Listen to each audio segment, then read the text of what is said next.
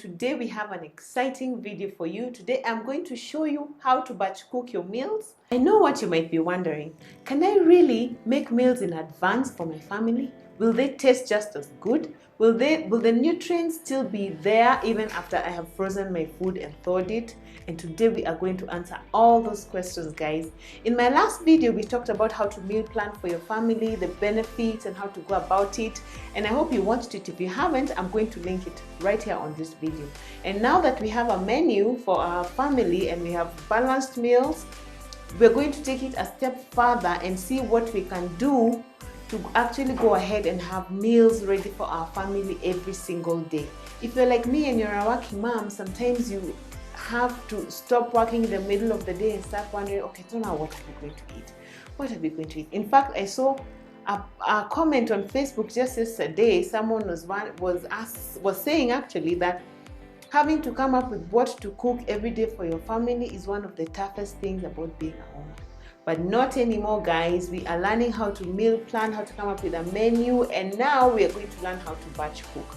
Guys, batch cooking is basically just preparing your meals in advance so that and in large portions, so that as the week progresses, you have ready-made meals for your family. And you don't have to cook your meals all the way through like I do. Batch cooking even means like the way we boil our lentils and put them in the freezer so that when we need to cook, we just remove them. Or even just chopping up your vegetables and putting them in the fridge so that when you come from work, you just have to take them out of the fridge and cook. It can even mean boiling your meat and your chicken and keeping it in the freezer when it's already boiled. Again, anything that you can do to help preparing a meal for your family to go faster. As Fly Lady says, you need to ask yourself, what can you do today to make tomorrow easier? And at the end of the day, that's how I ended up coming up with the idea of batch cooking and just cooking meals in advance for my family. I also came up with it because you guys have found myself in situations where maybe a help has left you abruptly. Maybe you're going to work. So you all know that story. You're on your way out to go to work and someone tells you, oh, by the way, I'm also leaving. And you're like, oh my goodness, what's going to happen? And you have to go to work. So maybe you leave your kids at home with your hubby, but you still have this thought in your mind, what are we going to eat? What are we going to eat? So that's also one reason why I ended up coming up with the idea of batch cooking. And also, just as a way of, sometimes, okay, let me just say it plain. Sometimes you might have someone who doesn't know how to cook the food as well as you would like, or maybe the way they cook it is not how you would prefer it to be done. So now this has helped me because sometimes I travel for work, actually travel quite a lot. This has helped ensure that my kids are eating and my family is eating the kind of food that I want them to eat even when I'm away.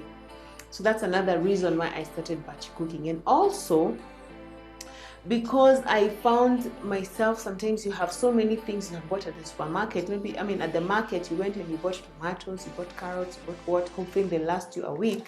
And then by Wednesday or Thursday, you find that they're going bad. Well, I don't have that problem anymore because everything that I buy from the market, I cook with it all at once in one day and it stays in the fridge. It stays in the freezer when it's already cooked. So I don't have that problem of wastage, things going bad. So these are just a few of the benefits of batch cooking, guys. And I know this is not a video for those guys who say that, oh, I don't like the way food tastes from the freezer, or it doesn't taste the same, or some guys are like that, and to each his own. So if it doesn't work for you, that's fine, guys. I'm sharing what has worked for me in a particular situation. But I think, and I have found that, food comes out of the freezer the way you put it in.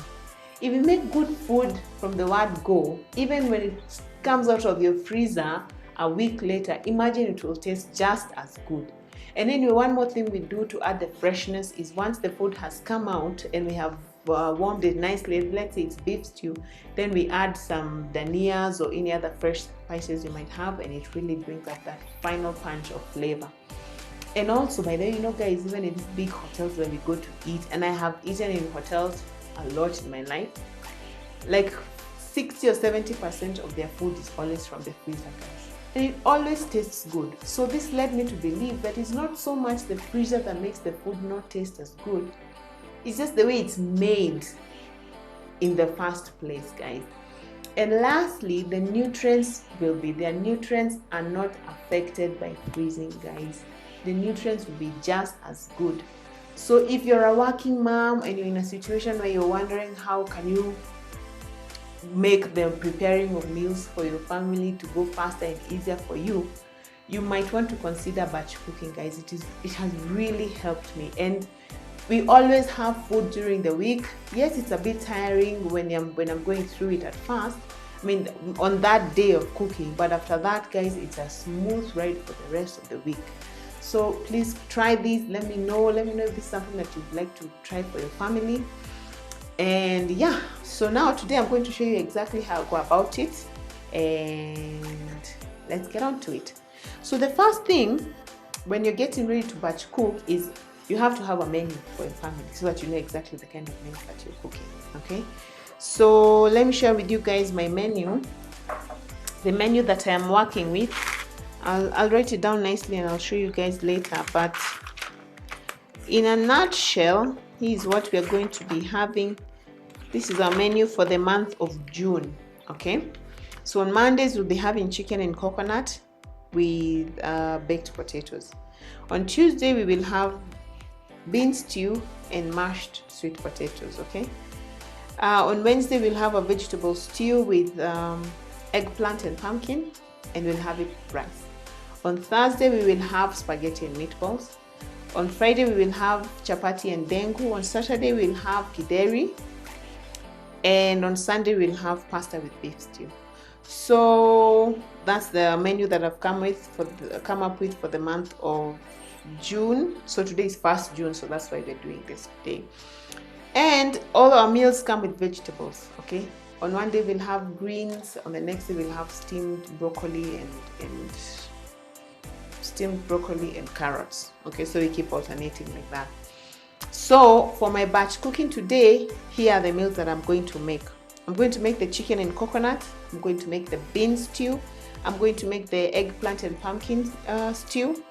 I'm going to make the meatballs in sauce. I'm going to make the dengu. I'll make the githeri. And lastly, I'll make the beef stew.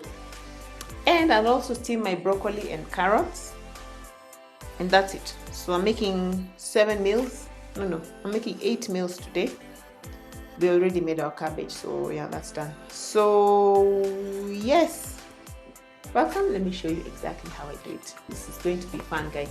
Oh, and one more thing, I have my recipes written out, guys. I have a good old-fashioned recipe book like we used to have in high school, because I realized when I go online and research recipes, I might find a recipe that I like, but then when it's time for actually cooking and I go to look for it, I don't find it. So I decided to write down all my favorite recipes in one handy place. So I have my recipe book. Sorry, this is falling out.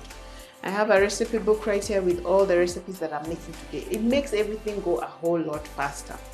All right, so as I'm saying, to prepare for your batch cooking, buy all your ingredients, go to the market. We're going to show you a video of me, of how I went to the market and everything. It's Saturday morning, I'm ready to go to the market. So it's about 7 a.m. I'm running a bit late. Normally I do it from around 6:45, between 6:30 and 6:45, so I really need to rush. Okay, I'm going to Marikiti market. So let me just back up kidogo and show you my outfit.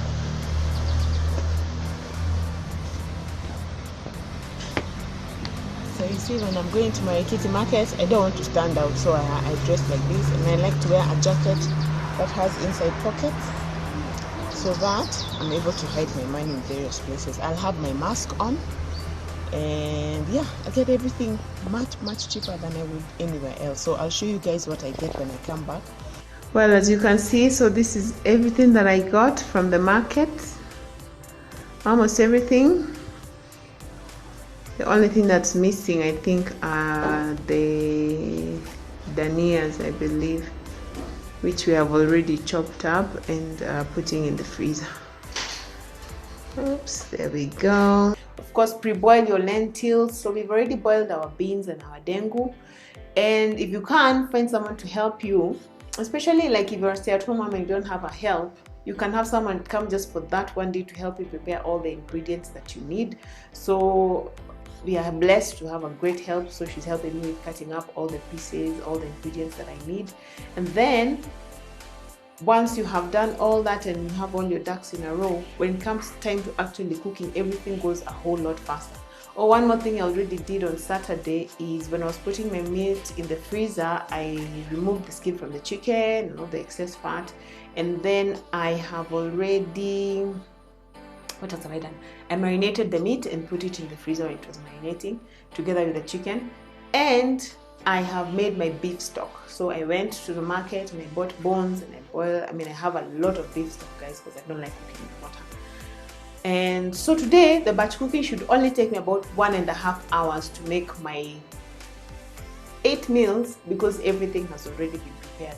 So when you're planning to batch cook, you need to work backwards, begin with the end in mind. So I started working on this from Friday evening when I soaked my beans. I have my beans here, let me show you. There we go. So I have already soaked 5 kgs of beans, which we are going to use.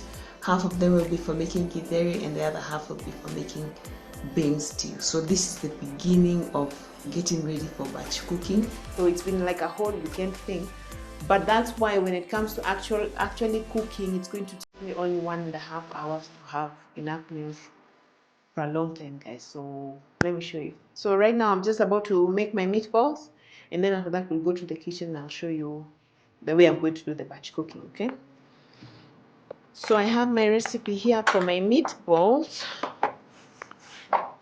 and it's quite easy, guys. I'm just going to fast forward through this process so that you can see, because this is not really a show about particular recipes and cooking.